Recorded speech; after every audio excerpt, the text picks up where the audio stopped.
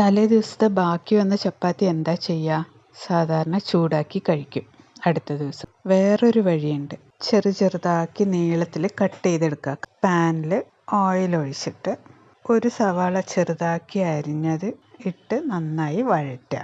അതിലേക്ക് ഒരു പകുതി തക്കാളി ചെറുതാക്കി അരിഞ്ഞതും കൂടെ ഇട്ട് നന്നായി വഴറ്റിയിട്ട് ആവശ്യത്തിനുള്ള സോൾട്ട് സ്പ്രിങ്കിൾ ചെയ്ത് കൊടുക്കുക. ഒരു 1/4 ടീസ്പൂൺ മഞ്ഞൾപ്പൊടി, ഒരു 1/2 ടീസ്പൂൺ മുളക് പൊടി, ഇത്ര ഇട്ട് നന്നായി മിക്സ് ചെയ്യുക. ഒരു കോഴിമുട്ട പൊട്ടിച്ചൊഴിക്കുക. സ്ക്രാമ്പിൾ ചെയ്യണം, ബട്ട് അധികം വേവിക്കണ്ട.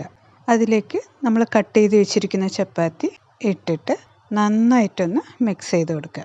ഒരു ടീസ്പൂൺ ഗരം മസാല ഇട്ട് എല്ലാവിടെയും ആവുന്ന വിധത്തിൽ നന്നായിട്ടൊന്ന് ഇളക്കി കൊടുക്കുക.